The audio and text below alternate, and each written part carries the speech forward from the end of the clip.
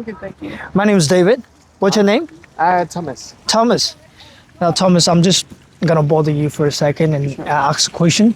I was filming over there. I'm doing this new thing called a raw convo, where I just approach random strangers and have a random chat.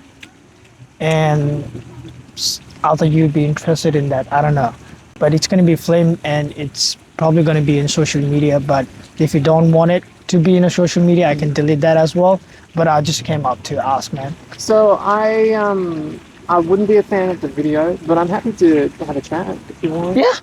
Yeah. I'll just delete that video after once we're done with the conversation. Okay. I promise you that. But yeah, what are you doing over here, man? So I'm just reading a book about a robot. It's called Service Model, and the author is Adrian, and I can't pronounce his last name. But yeah, I'm just reading a book, just chilling. Right. I was also reading one book over there this morning. I was still continuing with that. Almost done with that book. It's written by one of a guy, Australian guy, who has a military background. He was a chief instructor of the SAS Australia. Do you know what SAS is?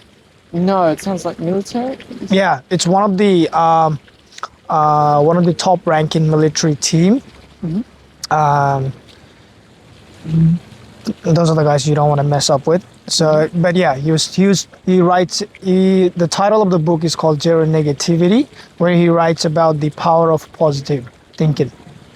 So I have done a degree in psychology. Oh, okay. And I was very interested in being a psychologist. So I think about those kinds of concepts a lot, about being positive and all that kind of thing. So what draws you to that concept? Why is being positive so important to you?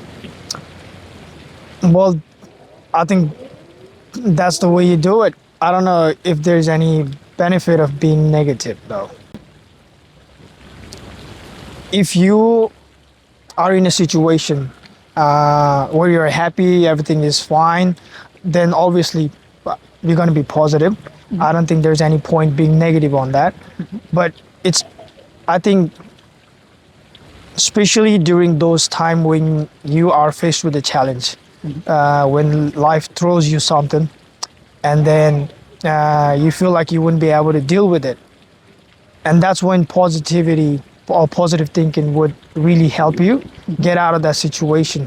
Because positive thinking, I think, helps you have that different perspective, and then it helps you come up with a solution. So I would put forward the idea that I do think negative reactions are important because I think they tell you something. So if you think about fear, right, well, that tells you what you should stay away from.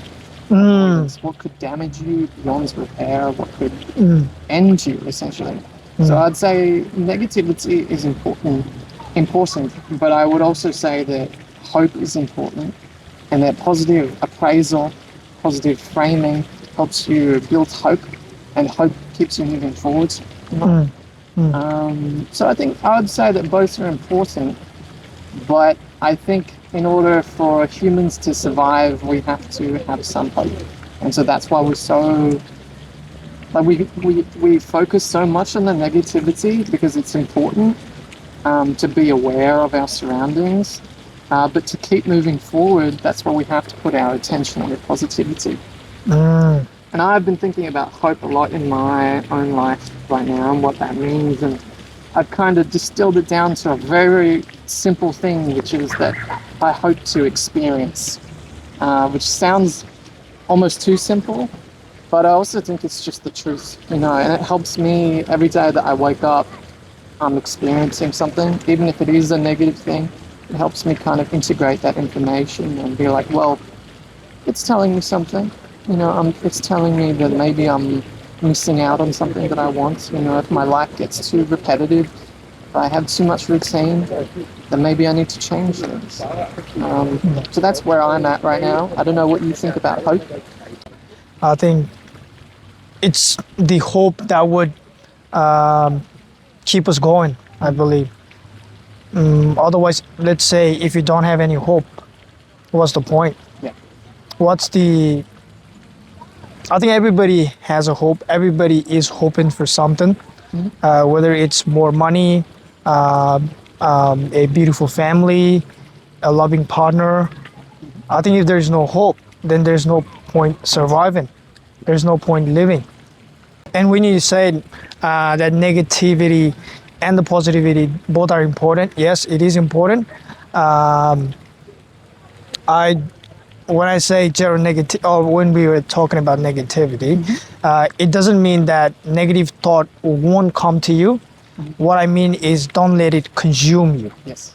So everybody has a negative thoughts. It's just natural instinct of surviving because we are the generation, or we are the kind of a being where we have been thinking about our survival from the time we were here in the earth. Like we had to look for ourselves. Back then we didn't have a house, we had a cave, we had a family, but we had to look after them, think about their survival, our survival. We had to fight, we had to hunt and all that. So that's, I think, natural for us to defend, for us to have that negative thoughts coming up to you. I think it's a part of the survival. But until unless we don't let it consume us, that's the key. Yeah. And has it consumed you in the past? Have you felt as though it has? I wouldn't say it hasn't. It always has. But now the interval is shorter and shorter. So previously, I might have gone with the same negative thoughts for like days or weeks. Now it has shortened it down to like couple hours or couple minutes, depending on what the negative thought is about and how impactful that is. But now I have learned how to cope with it, how to get out of it. Yes. Yeah. What do you reckon? What about you? I have been consumed by negativity, and functionally, like mechanically, I've found it's rumination. So you've got that negative information there, and it's just kind of sitting there, and you keep thinking about it, you know? Yeah. It just keeps rolling around in your head, and you're like, what do I do with this? And I think the only way to really find an answer is to go explore, essentially, to ask people, to talk to people about what their perspective on that problem might be, whether it's something you can even do something about, whether you need to just let go of it. But I would say the negativity in my life has forced me to try and move towards being present and just paying attention to, like, at the moment I really appreciate the sunlight because we've been in winter here in Launceston. I don't know if you're living here. Yeah, I do live in here. Yeah, we've been in winter time for a while now, and I'm looking forward to the sun and being at the beach and just being present in that. I really like to read in the sun. But yeah, I've had to let go of a lot of negativity. That's where I've been at. What's your go-to formula to cope with it? To cope with the negativity. To cope or to get rid of it or whatever? To get out of it? So in healthcare settings, right, as a student, you are taught to value self-care, to look after yourself, essentially. However, I think the reality is that many healthcare professionals in healthcare settings foster a value of self-sacrifice. So it's people overextending, it's people saying, look, I'm just going to do 2 shifts a week, but then they feel obligated to their to their patients. So they take on more shifts than they can really handle. And so I have found that prioritizing self-care over self-sacrifice, so still valuing some level of self-sacrifice, but valuing self-care more has helped a lot. And so a big barrier for me has been feeling guilty over doing something that I enjoy. So feeling guilty over taking time out to enjoy a video game because I'm like, I'm not being productive enough. Yep. So in terms of what I actually do, it's the normal stuff. It's TV shows, reading a little bit, it's video games, it's a movie night with friends, all those kinds of things. But I found the barrier is the feeling of guilt. It's, at least for me. What about you? What do you... I do a lot of different things. I journal. That has helped me a lot. And I go for a walk or for a run, or I just go do something physical like a workout, Yes. lift or something. I think journaling, if I would say, um, has helped me a lot in a way that, because whatever we're thinking, it's in our head. It's kind of hard for us to say, like, let's say if we say water, you know how that looks like. It's a water. You can see it, you can feel it, you can touch it, but the thoughts, it's hard for us to physically kind of see and then deal with it, right? Water, we can deal with it. If there is an insect, we know how to handle it. We can chuck it out, or we can kill it, or we can do something about it, right? Navigate it to different paths. The thoughts is a little different. It's hard to see. It's hard to feel. It's all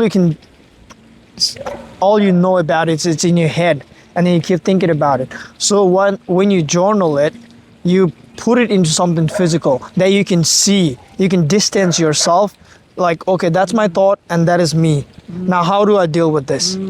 So, like, that distance yourself, and then you can, work with it. Yeah, you can intellectualize Yeah, it, yeah. conceptualize it. Yeah. And then most of the time it's just like very silly. It's just like very simple things. But you just like keep thinking about it, make it more complicated, make it more like exaggerated. And then once you write it down, you can see it. And then you can sometimes you just like, what am I thinking? Like, why am I even thinking this? Like, you'd be saying that I'm stupid, or I'm this and I'm that, I'm not capable, or whatever it is. But that's so stupid. Like, and sometimes you're saying too many negative things about you. You don't even realize when it's in your head. But when you put it into words and write it down in a journal, you just see it. And I was like, geez, what am I thinking? Like, that is harming you a lot. And you don't even connect with it later on when you're thinking about it. Yeah. Like, prior, you're like really sad and feeling bad about yourself. And then once you've got it on the paper and you go, wait a second, I don't even really believe this. Yeah. It's nothing internal. What I've learned is you're never born with it. You never go like a child, like that kid over there. He's very happy right now. And he's never going to say like, oh, I can't do that, I can't do this. Like, kids does everything. Anything they want. They don't fear. They have no fear. They have no self-doubt or anything. Very in the moment. Yeah, they're very in the moment. They're just exploring, experiencing. And then I think it's the external world around us, the surrounding, the people around us, that's going to tell us like, oh, don't do that. That will do this to you. Oh, you're not supposed to do that. And then there was like, oh shit, I didn't know that. So now you built up those things like where you start adding up those boundaries, adding up those limitations for yourself, right?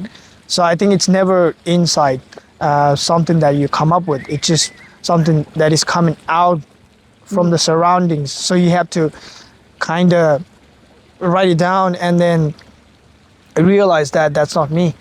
That's never you.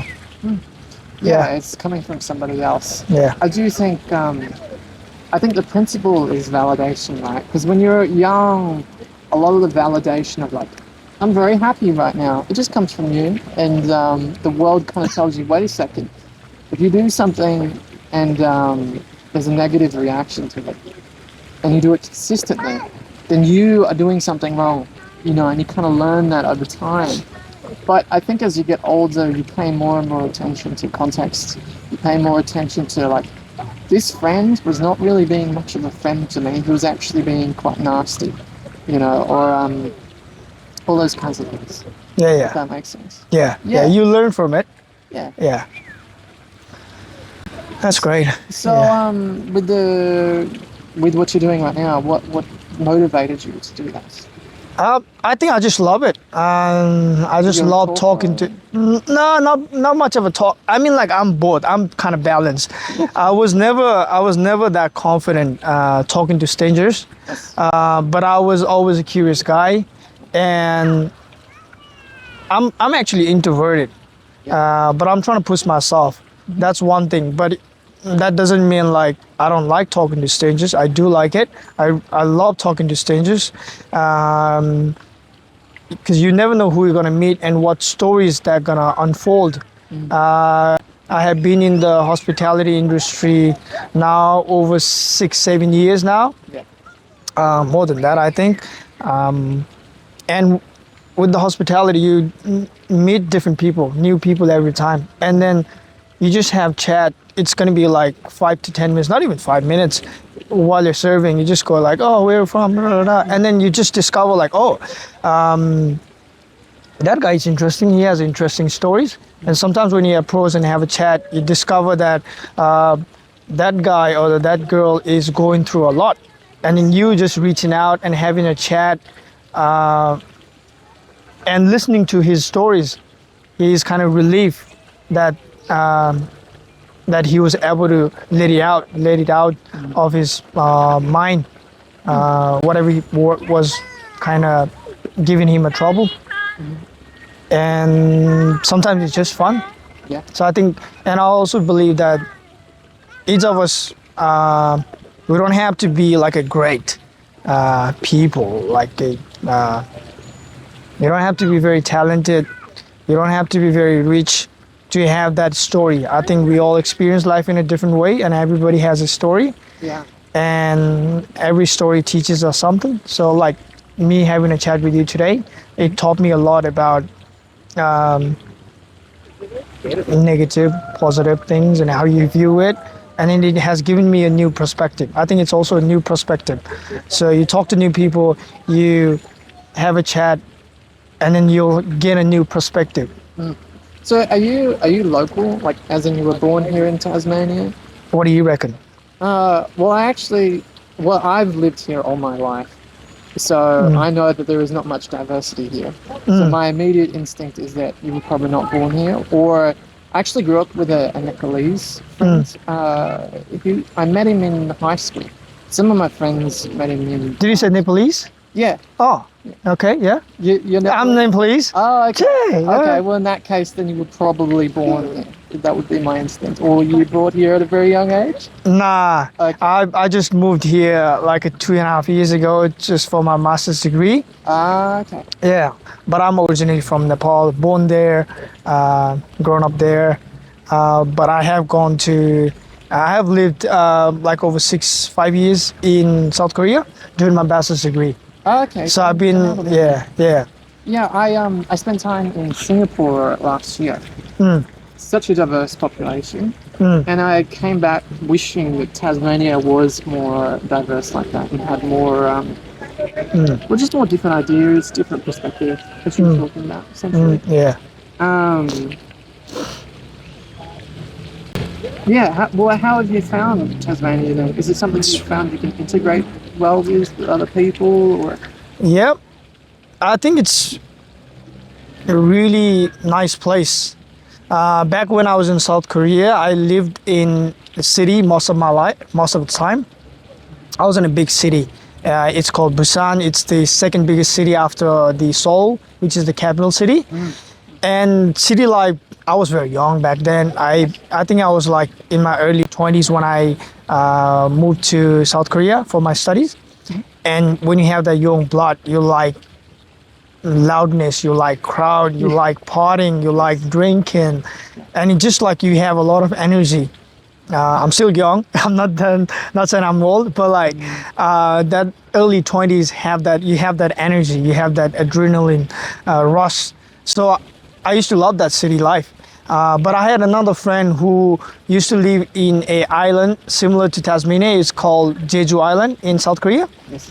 Very similar to Tasmania, very not that big, small, very local, very good community. So whenever I had like a long vacation for like a week or something, I used to go visit him, and then I used to love that place. I used to forget everything when I was there. I think it's also because of that he was my very close friend, but also it's the place. It's a lot less crowded than the city life. And then when I thought of coming to Australia, I had another friend of mine, is very good friend of mine. We were friends from childhood, like very young. When we were kids, like we had a same school, same hostel. I lived in hostel for like 8 years. Same hostel, same room, same class, same bench. So he invited me to come down here in Tasmania, and then I just thought, oh, I love Jeju Island, and Tasmania is similar to that. So I came here, and it's been great. I love it.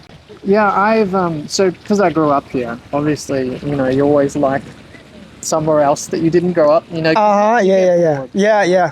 And so I've now been to Melbourne. I want to go to Brisbane, and I want to go to the Gold Coast. I haven't been many places essentially, but I have been to Canada and I have been to Singapore. So I've been outside of the country, and I've gotten an idea of what it's like to be in big cities. And the comment really seems to be that if you do live in a big city, it's a lot of external stuff. On the weekend, you're going out shopping. It's a lot of that.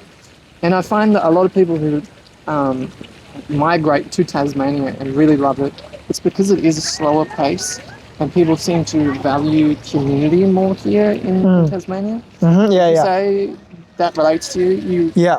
relate to community? Yeah, I think community is a big part of the Tasmania over here. I've seen like it's because I worked in a couple of the hospitality industry over here, and they value community a lot. It's not just about like the food or the place. It's more about the people. You know, how you treat them, how you see them, whether you relate to them or not, whether you know them or not. All right, and because normally with the hospitality industry, it's more about if you were in a big city, it's more about marketing, it's more about branding and all that stuff.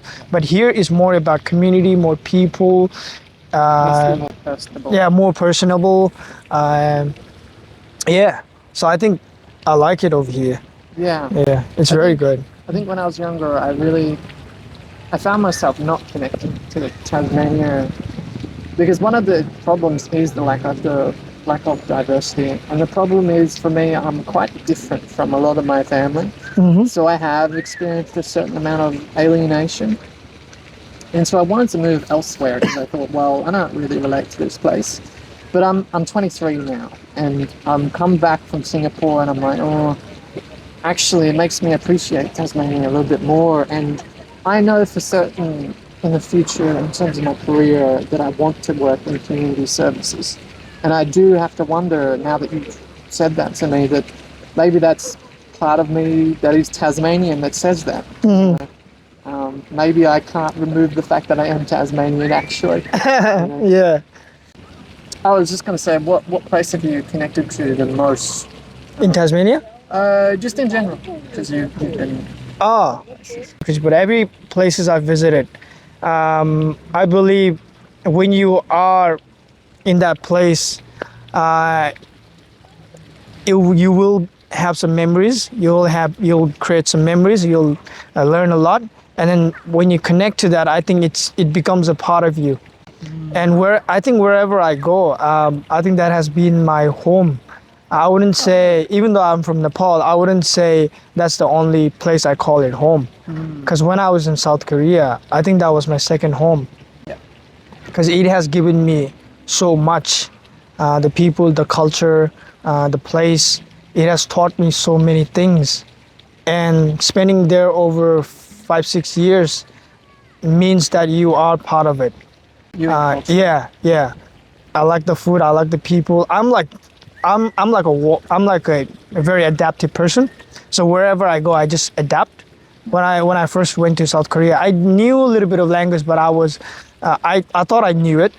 But obviously, when you go there and have a chat, they're like the natives are more quicker, more fast paced in speaking and listening. So sometimes you wouldn't be able to catch that accent they have.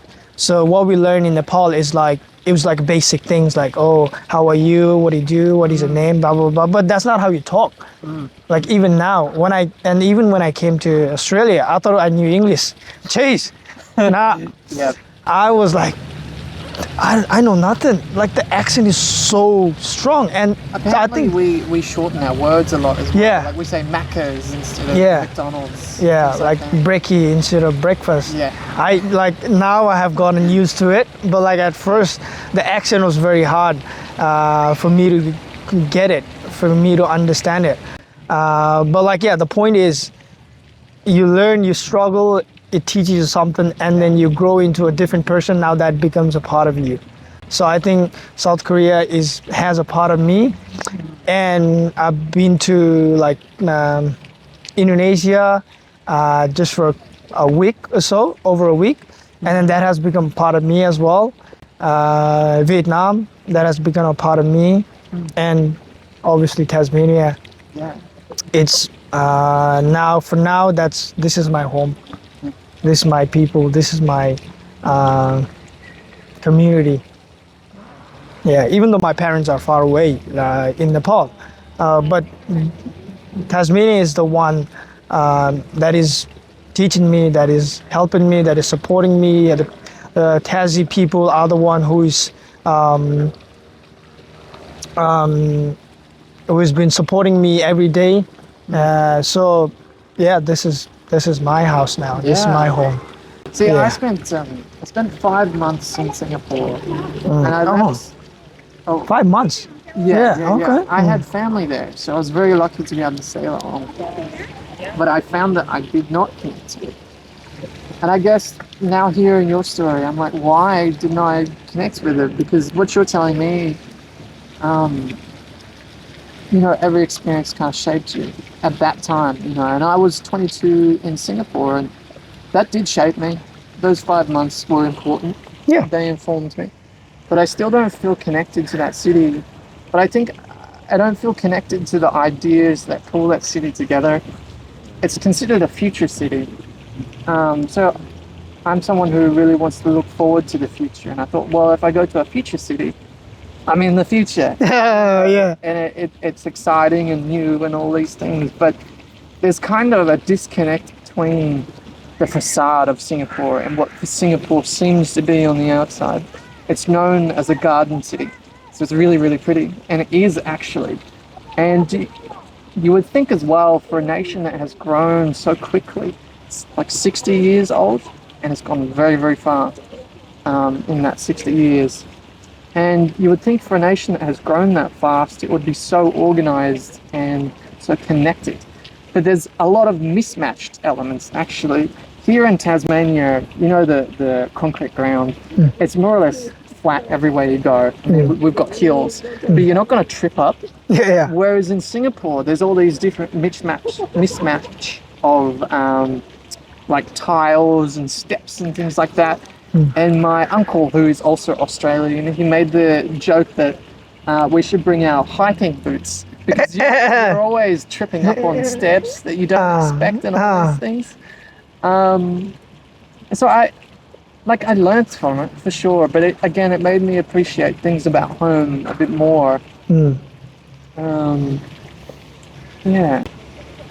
Have you been to Singapore? Have you? Not yet. Not yet. Yeah. It's a really beautiful place, and there's so many different people. I met a Polish lady that I interned for, and I love her to bits. She's fantastic. She actually has ADHD, so she's someone who is very complicated, and every few months she kind of embraces new ideas. She's starting a podcast now, or she's doing a presentation. So she's a really exciting person to be around, and I do miss that. I miss her, and I miss her accent, and I miss her energy. But that's a particular niche. She's an expat, and the Singaporean economy embraces expats. They want them to come in and work there and give the local population new ideas and everything like that. But there's actually a little bit of a disconnection between the expats and the people that are local. And that disconnection is how hard it is to actually get citizenship. So there are people that will live there for 20 years working in local companies, and they cannot get it. They get rejected over and over and over again. And so there's this kind of weird feeling of like, yeah, we want you to come over. We want you to work. But we don't Then want you to stay. actually, We don't want you to stay. yeah, Okay. yeah. So Yeah. yeah, it was just kind of a funny feeling of like there's a lacking of authenticity there. Like it felt faked in some sense. Yeah. Okay. Have you ever had that sense in anywhere you've lived where it feels faked? Um, I was thinking of applying for a citizen in South Korea, Okay. and I think like South Korea, they're still in the very early phase of trying to bring new people, and then like the whole citizenship thing. Yes. So I take it as a from the point of view of that country, and I've realized that they're still in the beginning phase where they're still trying to figure things out. So they don't have a structured process of like this is how you should be a citizen. But like there's a lot of process to it, but it's still very in the early phase. So I was kind of having a trouble, and then it's also like it's very hard to compete with the native over there. Okay. So you should be able to speak Korean, and also other languages. Like what do you bring in the table? Like if you are really very good with the English, that's not the only thing that's going to help you. You have to know Korean to survive, because like Korea is an independent country, so they don't have to learn any other languages for the citizen over there. Everybody speak Koreans, and they're pretty happy with it, Yeah. because their country, they've got everything. They don't have to rely on other countries. But whereas in like the country like ours in Nepal, there are a lot of things that we rely on different countries. We're landlocked countries, and we're small, still developing countries. So in Nepal, you basically Nepalese, they know most of the languages. They know how to adapt. They know how to cope with new situation, new people, and all that, because like you have to. If you want to learn, if you want to grow, if you want to access more opportunity, you have to do it. Like me, I learned Korean. I'm pretty good with English. I know how to speak Hindi. So it's just part of us. It's a way. But with the South Korea, it was different.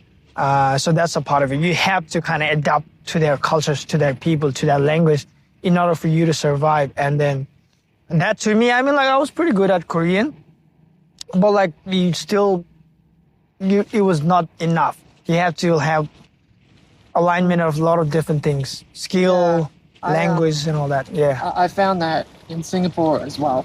I mean, this could be just my lack of awareness, but I assume that there is that Asian mentality of work over everything else. Productivity is the only thing that seems to matter.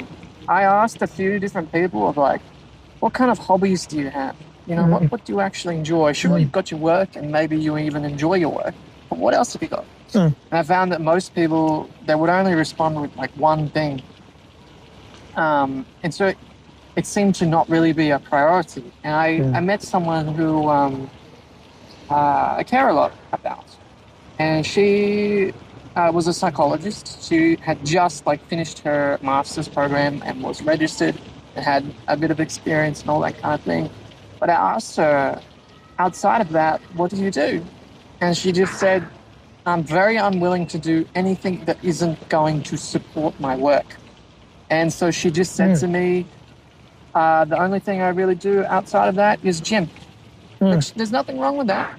But it's also like, it says to me that it's just not a priority. So in my own life right now, I'm like, I just don't want my work to be the only thing that matters to me. You know, I want to enjoy hobbies. I want to enjoy reading and things like that.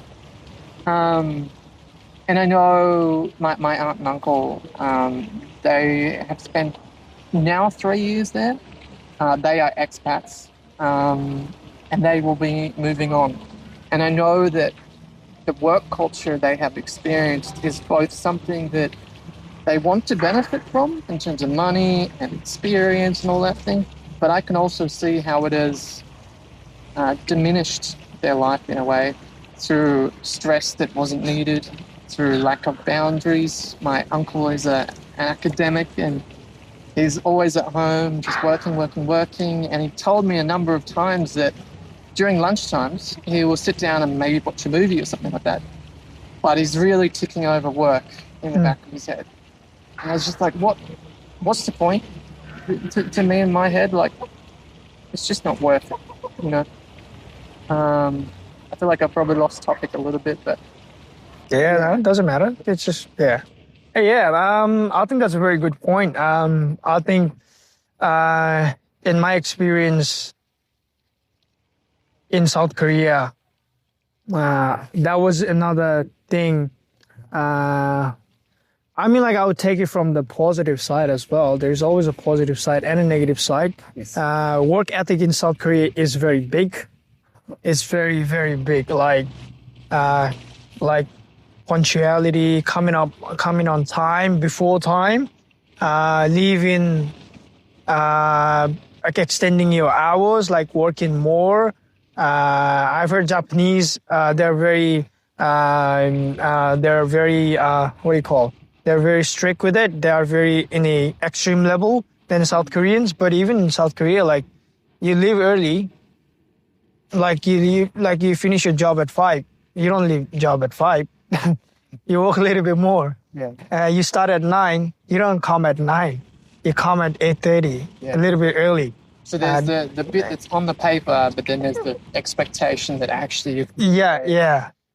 And then, there's a lot of expectation, and then it's very fast paced. You got to be very fast. You got to be like, dude, the people work like a robot over there.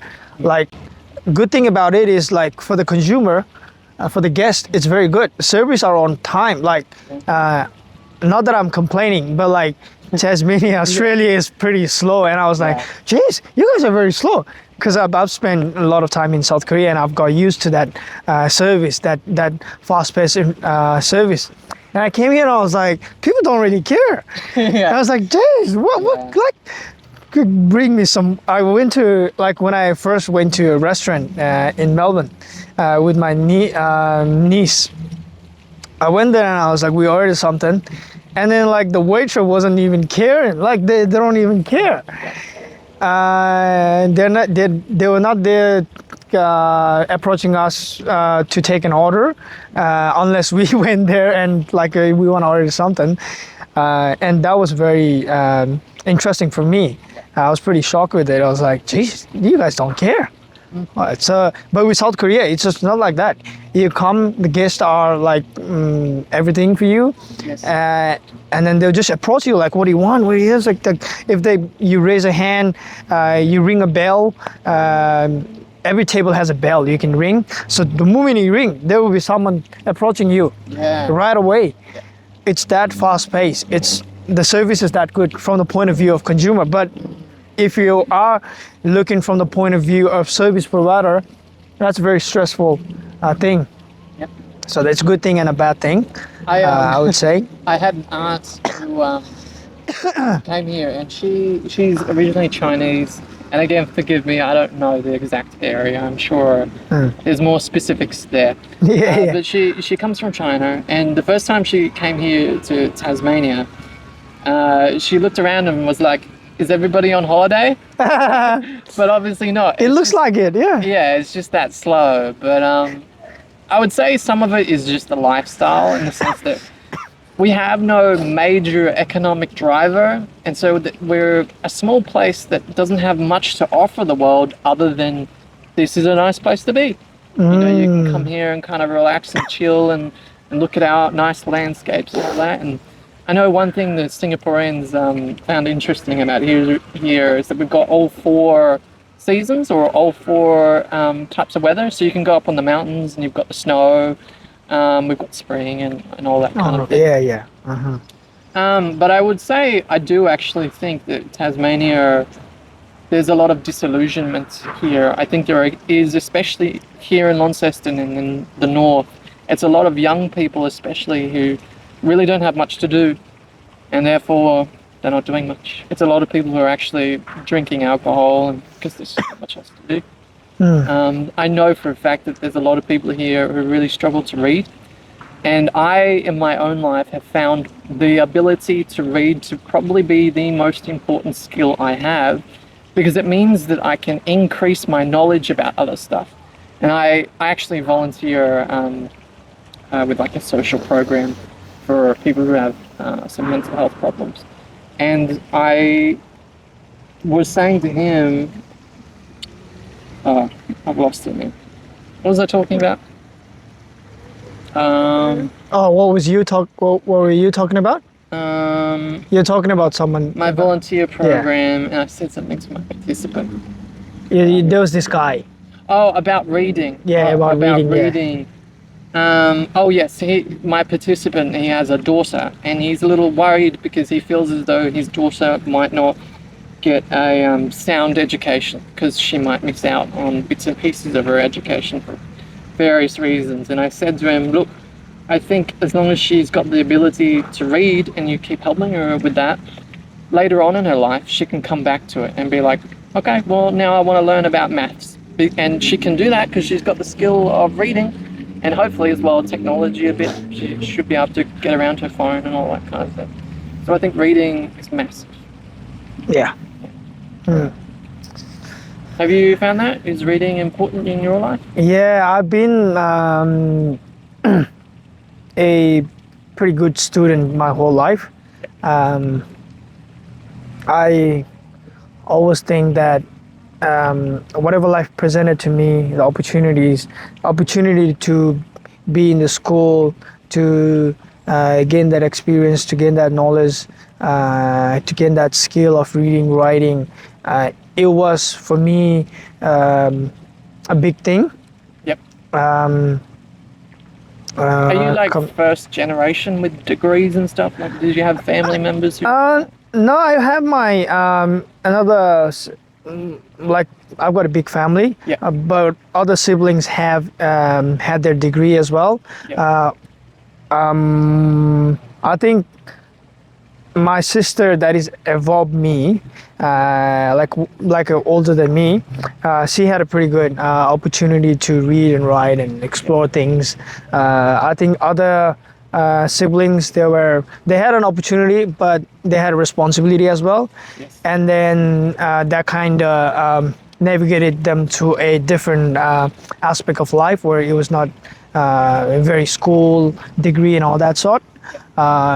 Yeah, but I'm not the only one. Yeah. But looking at them and their life, and everybody supported me for my education and all that in different sorts, like financially, some had like emotionally and all that.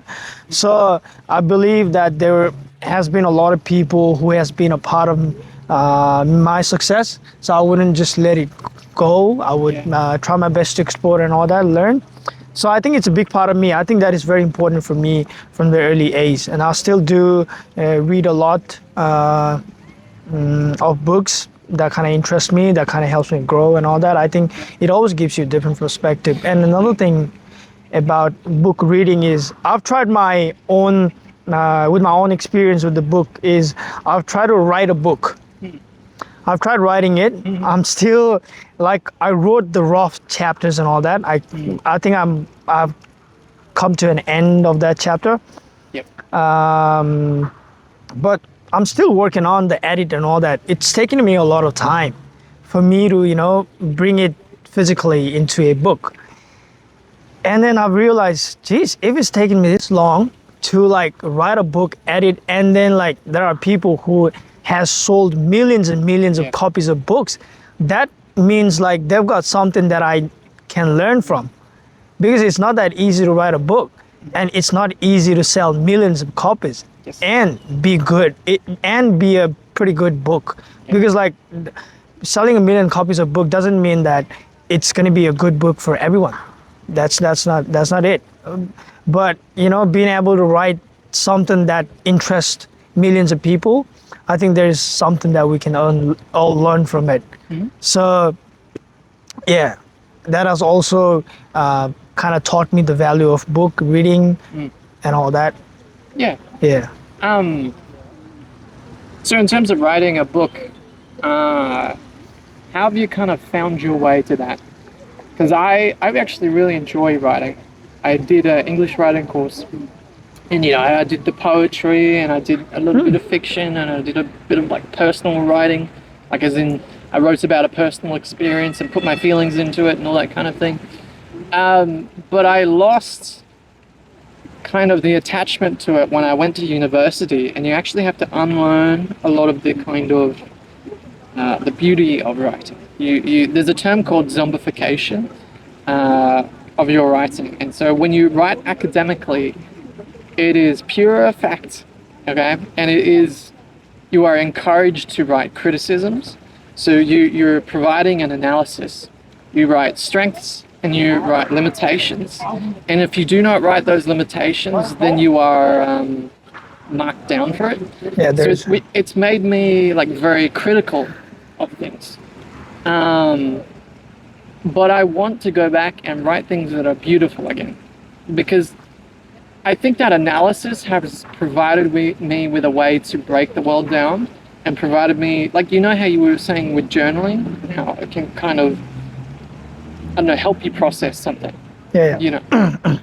But I want to put it all back down now and write about beautiful trees and what they mean to me.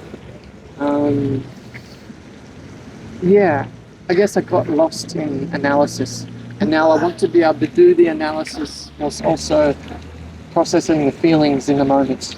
Yeah. Yeah. So how has writing changed for you? Has it just started out as academic, or? I've thought about it. Yeah. Something similar to what you have just said is that I think it's a free flow. I've given myself and space where I can write about anything. Something that troubles me, I think it started from journal writing. So I wrote journals, a couple journals, and then it was not consistent or nothing like that. It's just like something troubles me, I go explore, and then I write about it. So I just thought, I think I'll just try to convert this journal writing into a book. So it's just random things, whatever. Sometimes it's something that troubles me. Sometimes it's just something that I feel, something that makes me happy. So I just write everything down there. There's no any flow. There's no any structure. There's no any limitation. Yes. So that's how I got into it. I think that's where I am. Yeah. Just letting that creativity flow, letting that words flow, and I also the bigger picture was that I want to encourage people to write, or not just write, but do whatever they want to do, and then tell them that there is no any specific structure that you have to follow. You just do it. Have you struggled a lot in your own life to kind of separate others' expectations and focus just on your own desires? Yeah. Especially with Asian family, it's a typical thing. Like, they've got a lot of different expectation of you, of how you should be, and what do they expect. Especially because, as I told, we as Asian, we support our kids up until, and we don't even kick them out of the house like Westerners, or like the English people. They just like, once you are capable, like over the age of 18 or 20, you just kick them out. Basically, that might sound bad, but like, kick them out in a sense, like they need to learn, they need to be independent, and they need to grow. So we need to let them go. But that's not how it is with the Asian parents. They will like keep you up until you like left this world. Yeah. No, it's not joke, but like, yeah, they do it. Yeah. They'll look after you no matter what. And then, since they invest so much of their time, energy, and money into you, obviously they're going to expect something out of you, and I think that is reasonable. But I think as an Asian, we need to break that pattern a little bit. Where Do you think there's a middle ground that could be found? middle ground? Yeah. Well, it depends on like what middle ground is to people, but like I think just understanding that you should at one point let people go, and then like what we could do is like let them know that we are here to support you and all that, but let them live their own life. I think in the bigger picture, like we are all here to live and just experience things, and then no matter what we do, we have had like great genius people in this world, and I don't think I remember them And most of the people. So I don't think genius people. yeah, the genius people who invented, people who changed the world and all that. So at the end, I don't think there's a like in the bigger picture. I don't think we're just here to survive, and then we're just here to live and experience and contribute as much as we can. But there is no any specific instruction or guide as to like all the structure or the like roadway map to like this is how it should be done. So I think with the Asian parents, they have a specific route that you have to follow, like the roadway map you have to follow. Like you do that, you do this, and you do that. Then you will be regarded as a successful guy or girl. But I think we should break that pattern a little bit. And then if we could do that, I think and if we could just let them be, because at the end of the day, as I said, there's been a lot of pretty interesting people who have contributed a lot, and we don't remember that. So what's the point? Yeah. I wondered, from more like a fundamental viewpoint, do you think the world and life itself is like chaotic, or do you think there's an order or a structure that is inherent? I mean, you've done a lot more travel than I have, so are there really specific commonalities, things that are always true wherever you've gone? Things that are always true wherever I have gone. I've realized that no matter what race, which country you are from, at the core, in the core of it, we are all same. Like it's just like, it's like putting on a different clothes. Me putting on like this black doesn't make me any different from you putting on that navy blue. Yep. Inside, it's just all same thing. We run like there's the same blood running through us. We got a similar brain, like structures. We got 2 eyes, 1 nose, 1 mouth, 2 arms, 2 legs. We're all same. It's just like the skin is different. Yeah. Might be our external, like the physical body is different, but like in the core we are all the same.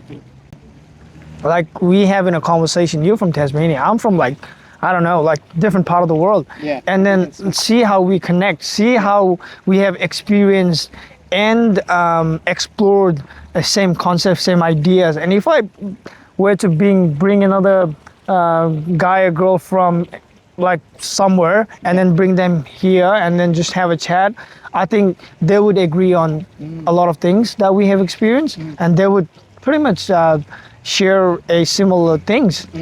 So like at the core we are all the same. That's what I realized.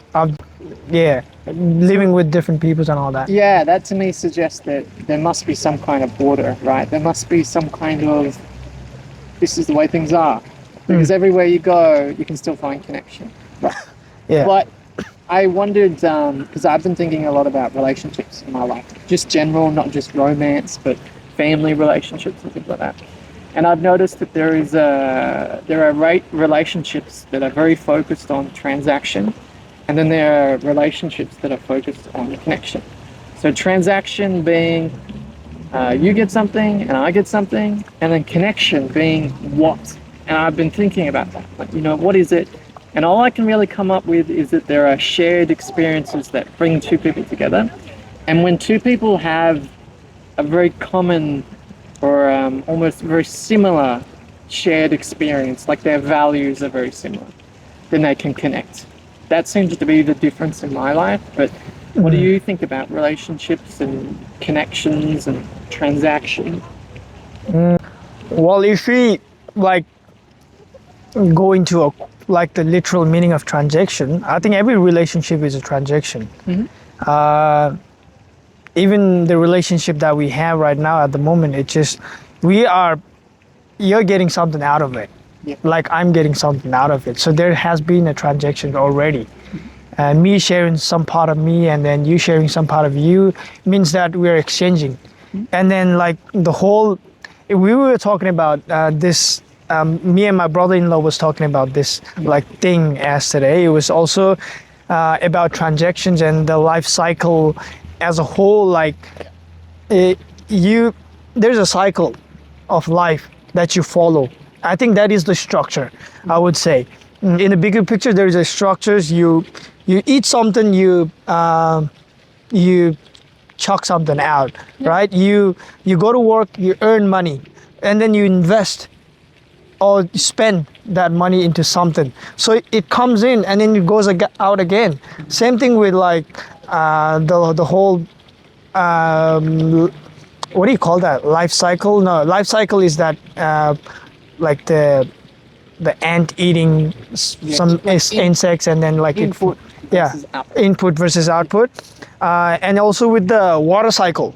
So water cycle, how the way it operates is like there's a river flowing, like there's a mountain, ice goes down, melts, becomes a water, and then that becomes a lake or pond or sea, and then vaporizes, it goes back again, forms into cloud, and then like it's a cycle that runs every time, like in the same way. And I think life is also transaction in a sense, like you got to give something, take something, give something, take something, you know. It's very transactional. Not that it is bad. Yeah, yeah. So what would you say is connection? Or do you think they're the same thing? Connection, well, it's a very broad topic, but I would say like in general, Yeah. I think like if you're a human being, you can connect with anyone. As I said, because in the core we are like all the same. Yeah. So it's not that hard to connect. Yeah. If like I think it's the willingness to approach and then to value that connections and try to.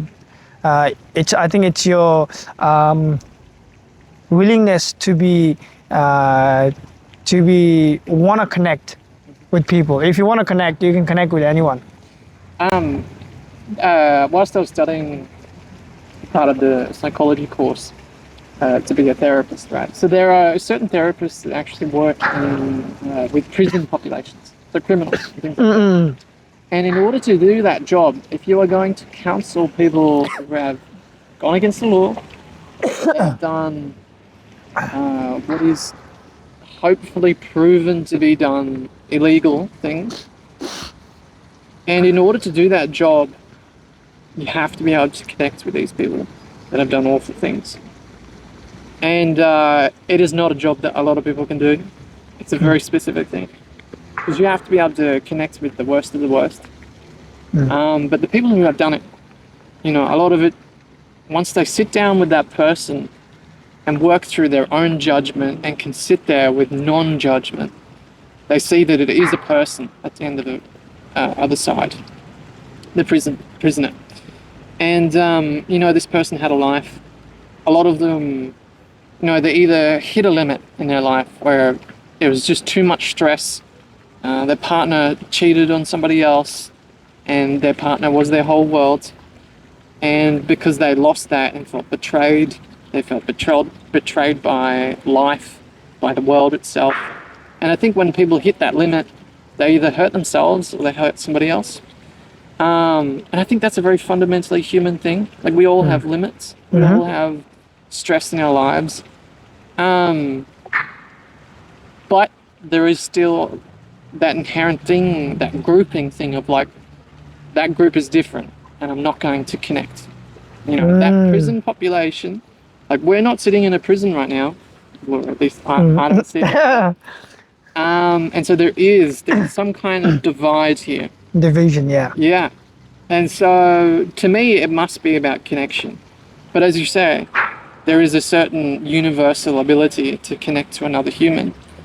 So what is that? And to me, the way that I perceive it, it has to do with emotion. It has to do with being able to connect with somebody else's feelings and their sensibility about the world. To me, that is distilled down into values. You know, like you and I must have similar values, value of diversity in order to speak to each other. I know there are people here that probably wouldn't speak to you, and I hope you haven't had that experience. I had that, yeah, a couple. Yeah. Couple. Yeah. But that's the thing, like we're connecting because of that value. Or we are connecting because of the curiosity. Yeah. You are curious Yes. about me and I was curious about you. So I think like it's the curiosity. When you are curious, you don't have that judgment. Yes. I think it's also same with the people with like the psychologists you're talking about. If you were to talk to like those prisoners, you have to have some form of curiosity. Like if you're curious, you don't have. There's no judgment. I'm just curious. Like, why did he came here? How did he end up in here? I'm just curious to learn. And if you're curious, I think everything kind of. There's no limitation. There's no adjustment. There's no a barrier over there. I think that's it. I think curiosity. I would say if you're curious. Yeah, curiosity is. But because as you said, we might have same values, but what if we don't? Does that mean we're not going to connect? In my own life, I would say, yeah. I would say that there would be a transaction. Like I can get something and you can get something from me. I would say there's a lot of people who offer a service, they're a cashier or even a psychologist. And I would say, I've gotten to know you, I know who you are, and I do not feel connected to you. I do feel the ability to do that. But do you feel like you would connect to everybody? Or there are people that you don't want to speak to? Or maybe I would put it in a way like there's a level. There's a level to it. Yeah. So I would talk to you or you would talk to me like this, but I don't think you would invite me to a family dinner. Yeah. That's a different a different level of connection, right? Yeah. So this type of connections, I think I can do it with anyone. Yeah. It's not a big deal with my experience. Yeah. But like just chatting, that is also a connection. If you were talking about that level, I think we can all. So I was talking on the basic level of connecting, basic level of connection. I think you can connect with anyone. But is there a level to it? Is there a level to a connection where you would invite people to a family dinner or invite to meet another group of friends or whatever? Like there is always a level. Would you marry? Like I can connect to any lady, any girls, but like would I be able to connect to her in a level that I would marry her? I would make her a partner. Maybe not. That's a different story. So I think like you can connect doesn't mean you have to like be a soulmate or you have to be your best friends or you have to put a title to that relationship, like we're friends or we are partner or we are whatever, strangers, like I found in my life, for me, I'm quite a guarded person. I will keep things to myself a lot. But I've found that what it means is that I will overemphasize the importance of a deep connection with somebody. That's what I'm wanting. But I think I've also found that I expect too much from people. So if I do make a connection with them, then I'm like, I want you in my life. I want to be able to see you frequently. I'm going to look after you as a friend or whatever else that might be. But yeah, I guess I myself am trying to learn how to connect at that more basic level rather than going straight into the deeper end and talking about something that is maybe too serious. Yeah. But have you been guarded in your life? Have you been fairly open or? No, I'm pretty guarded person. Yeah. But what I've learned is that you can be guarded. There are things that you don't want to share, and then I think everybody has that. And realizing that is very important. Like me being guarded might be on a topic of like, I don't want to share my personal things or personal, like I don't know what is personal these days. Everything is out there. But like to me, if I were to share like a very sensitive family issue, I don't think I would just walk up to any stranger and share it. So it's again like the level of connection. But there are things that I would just open up and share with other people, and that would help me connect with those people. But that's not going to interrupt my privacy. Yes. So I think there is a level to you being open to people, sharing things, and then I think you have to kind of differentiate in between. Like, okay, these are the things I'm happy to share, and even if I share, if it's a good people, then they would connect more. But if it's a bad people, I wouldn't really be bothered with it, because that's they are not going to do anything harmful with that information, because it is already public. Like these days with the social media, I don't think there is like certain level of privacy that it's just not there. Because you want to share, you want to upload pictures, you want to share your thoughts and all that. I think to a certain extent, people know you, people know, and if they are an expertise in knowing people, learning like the body language and all that things, then I don't think there's that many things that you can actually hide. It's out there. But so those are the things I think you could share, and you could be open about it, and it wouldn't make much of a difference, or that wouldn't really impact you in a big way. In your journey in life, have you met people that are kind of chameleon type characters who can be very, very, very different depending on who they're around, and because of that, you're not quite sure on who they really are? Does that make sense to you? Have you? Chameleon means like what? So somebody, well, the animal itself, the chameleon. Is that one that will changes the color? Yeah, it's got the ability to blend in. Oh yeah. Yes. So the analogy is that we all do that to a certain extent. We all want to blend in with each other. But this person who I'm talking about is somebody who blends in so well that you don't know who they really are as a person. You don't know what they're really caring about. They say they care about X, Y, Z, but then you see them at a different party and they're like, actually, I don't care about that thing at all. You know what I mean? Have you ever met people like that? I've met people who says like who says one thing and then does something else. Like the words and the action doesn't match. I've seen a lot of those people. I've also seen people where they don't really cooperate at all, even while like I've worked with a couple different people in a couple different places, and some people, I don't know why, for some reason it's because I'm very adaptive. If they are not adaptive, they're not cooperative, I just think like, what are you doing? Because like, hey, you gotta cooperate, like it's not like things are always gonna go your way. So sometimes you have to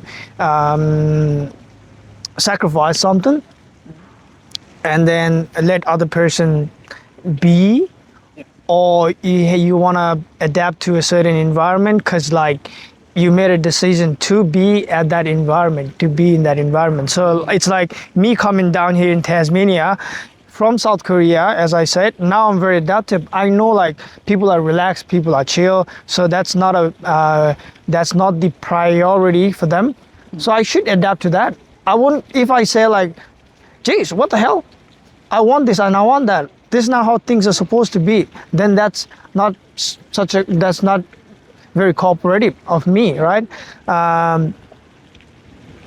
So yeah, sometimes I've met a lot of people like that, and I don't understand, because if you made a decision to be in that environment, if you have made a decision to come down to Tasmania and then you complaining about Tasmania, I don't think that's a good thing.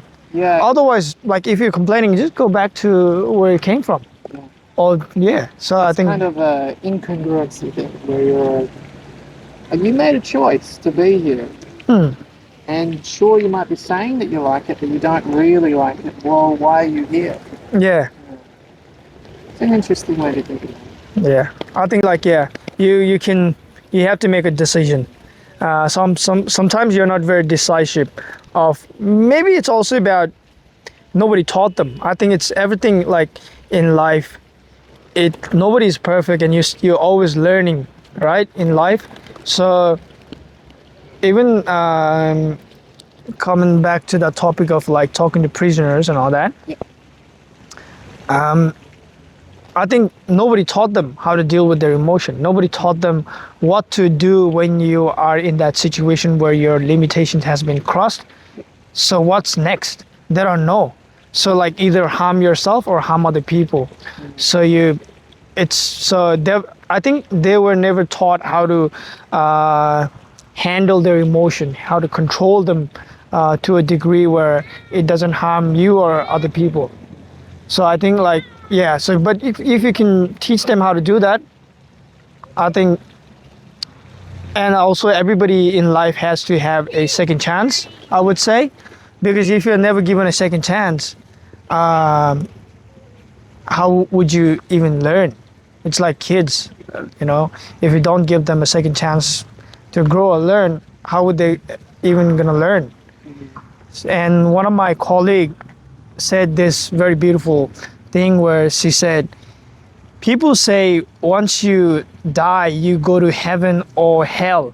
But she told me that both heaven and hell is here in this earth.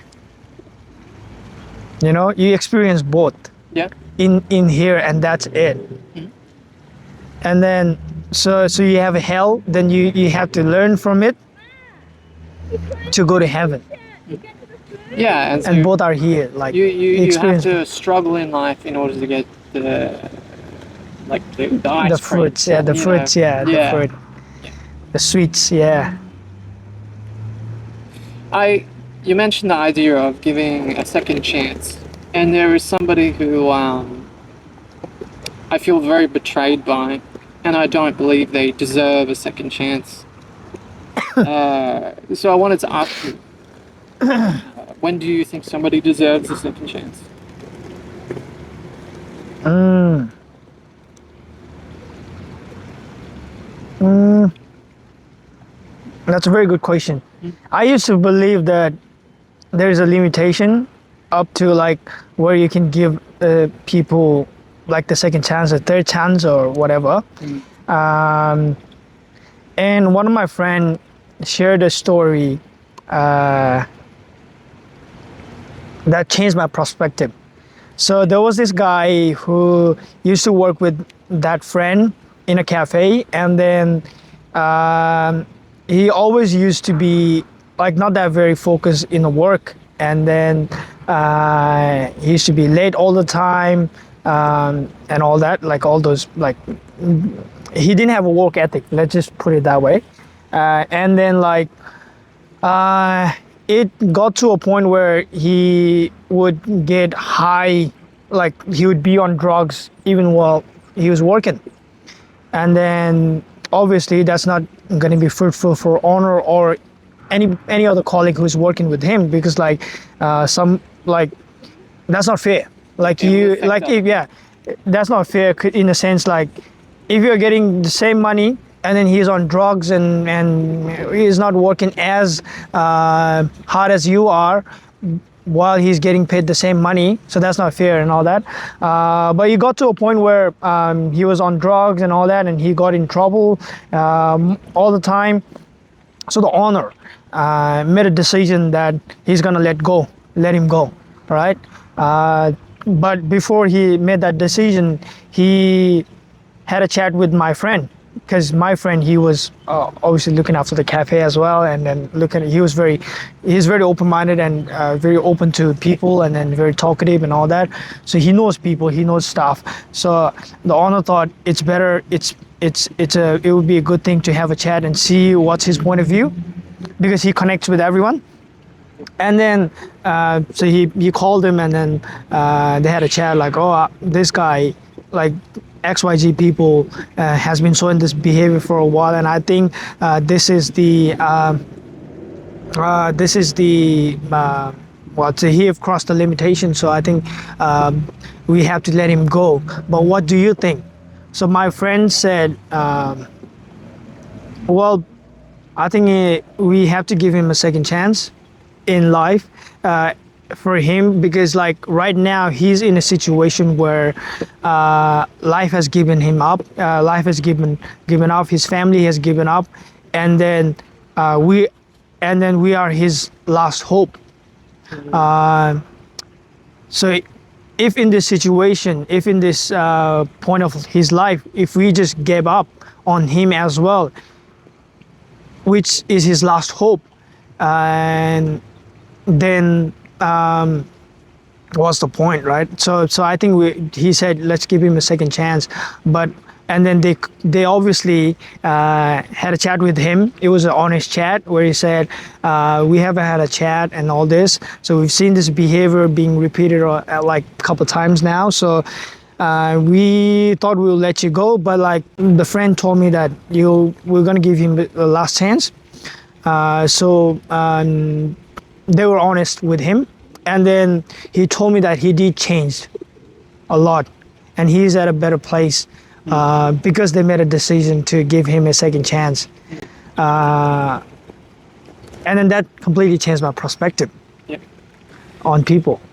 I guess the person who I'm thinking about, they're certainly old enough to know better.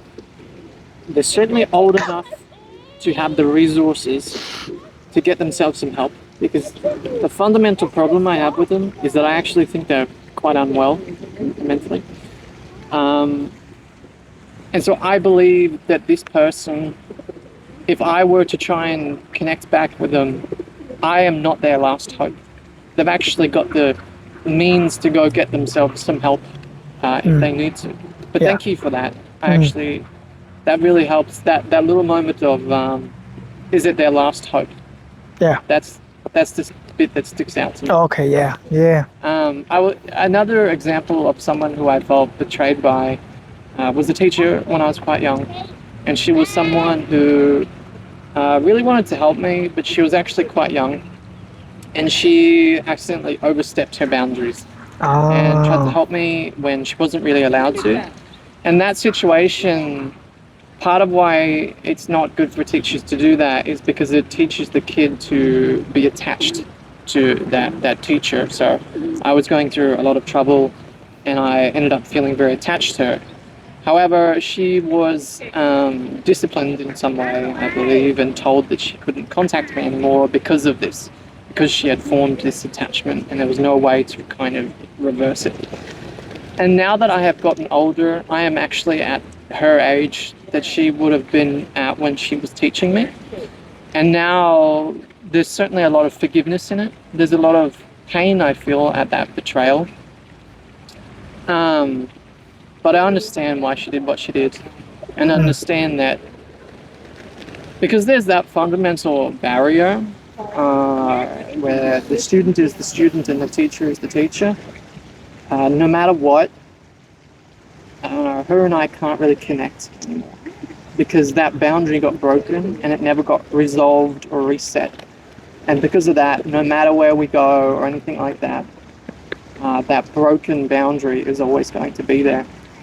And so I forgive her for that hurt. I forgive her for overstepping and kind of promising that she was going to be there only for me to, or for her to realize that she actually couldn't be there for me. So I do forgive her for that. And as I see her about in life, you know, I wish her well and all that kind of thing. And so in that way, in my own mind, I've given her a second chance. You know, I'm not going to come back for revenge or anything like that. But again, that second chance, I guess it's a little bit different, you know. I think for in that instance, the second chance comes from knowing that I think it hurt her a lot as well, and that she's probably learnt a lot from it. And I think that's probably the bit that's similar to what you were saying about that person, you know, because she's moved on and she actually did learn something from it. But I guess the person who I still feel betrayed by, that I don't believe deserves the second chance, I don't think he's really learnt anything, or I don't think he's learnt much. Maybe he will in the future. And so maybe in the future we're going to have a second chance, but I don't really feel as though he's learnt anything.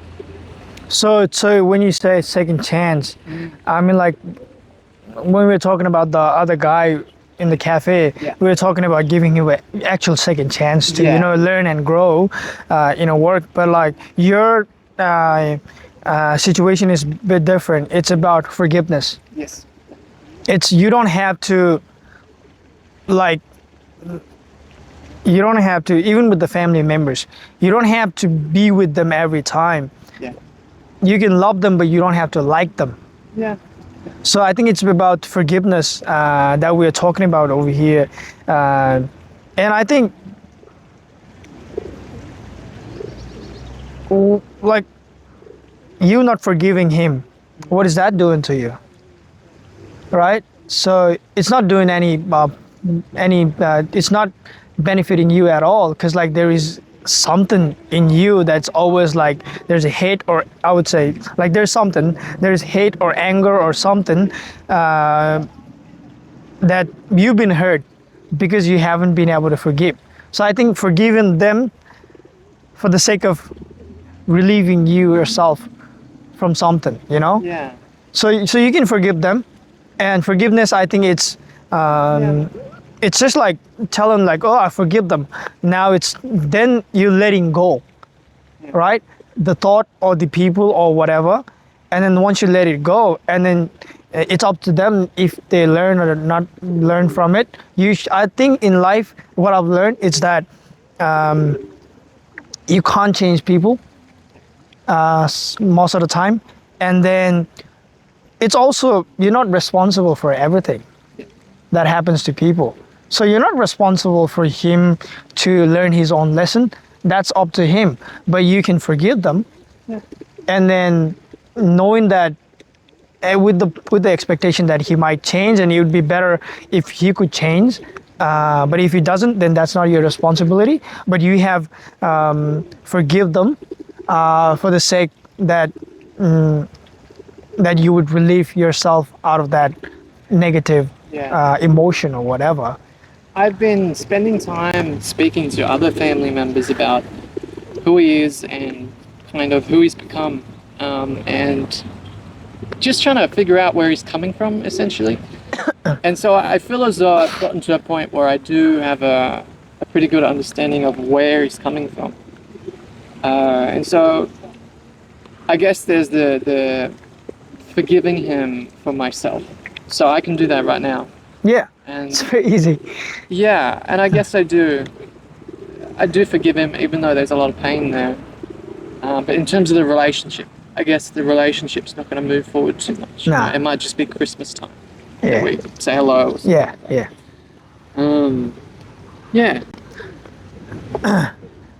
You being the bigger picture always helps. You forgiving them, and then you just like don't hold a grudge. I think it's you have to learn how to not hold on to anything, not get attached to whatever, even if it's positive or negative. Don't like hold on to it too much, because eventually, if you like, there's an experiment, there's a knowledge where you like the teacher trying to teach something. So he tells one of his students to hold something like a glass of water, and then he said, hold it for like 5 minutes, and that's pretty easy. Anybody can do that. Now hold it for like an hour, and then hold it for like whole day. That's going to be pretty painful. But that's what we are doing, holding all those emotions, holding all those thoughts and all those angers or whatever, all those negative experiences. That's hurting us at the end of the day. So we should learn how to not hold on to things, whatever that is. Yeah. And we should learn how to move on. What's helped me move past the anger of it was kind of realizing, again, the bigger picture of what I'm really angry at. And he was somebody who kind of gave me a lot of hope for the future, and at a time when I just didn't feel that. And so when he betrayed me in the way that he did, I feel as though he took away my hope. And that was a very devastating thing to experience.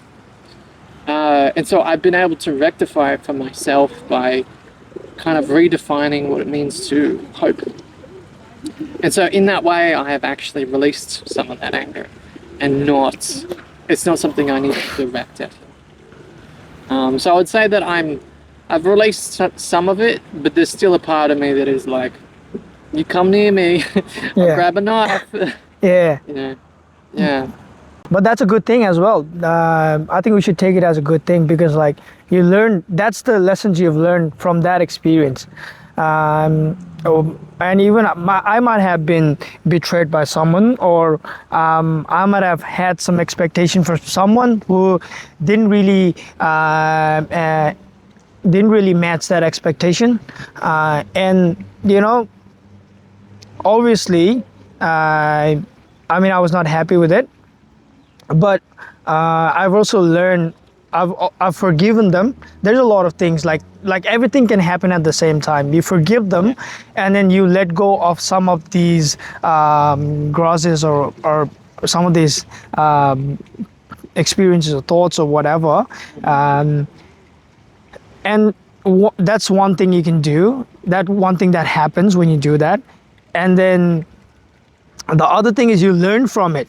So you set these boundaries, which is a healthy boundaries, which is good for your survival. Like, obviously, you don't want to meet, next time when you meet kind of similar individual, obviously you want to know in advance so that you don't set a higher expectation from them, so that, now you can, I think I would say you can read more people. You can read similar kind of people, similar individuals, and then you can just tell from far away that, okay, that guy is showing a similar kind of behavior as that guy. So I gotta be, aware of that, and I gotta be a little bit. I'll have to be a bit far away from cautious from that guy. So I think that's another thing. So I think what you're talking about is that where there's still some part of you, right, that hasn't forgiven. And I think when you say that, I would rephrase it in this way. I would say there are lessons you've learned, and then that's going to be with you for the rest of your life. Yeah. I think it's the lesson, I would say. It's not the... And maybe it'll come in time where I'm like, since I've had that experience, now I know I'm not going to go over and interact with that guy. That's like... Yeah. But I think we'll talk about one more thing before I end up going home. Yeah. So, throughout this year and the end of last year, I've really come to this point where I feel like I'm on my own path now. So, like mentors and people who I've looked to for advice, I no longer feel as though they are knowledgeable about my life. Does that make sense? So they know their life and they can give me their experience, but I now feel as though I'm on my own path now. I'm going my own direction. And so I wondered, at what point did you feel that? Or have you feeling that? Yeah. Thank you for sharing that. I think thank you for bringing that topic, because I've already thought about that topic. Because, as I said, education has been a big part of me. That also means the teachers has been a big part of me. The school has been a big part of me. And I've always put on a certain level of value to education, to mentors, to teachers. Yes. And I always thought that there are people more experienced, with more skilled than me, and I think I should learn from them. So that's why I read books.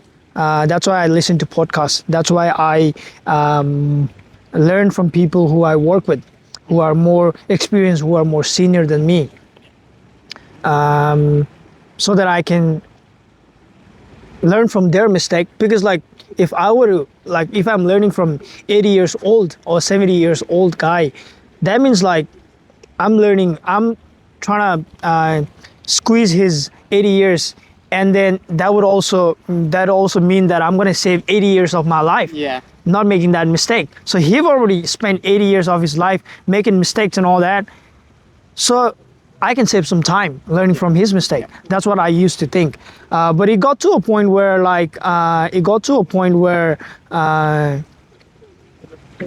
where I thought,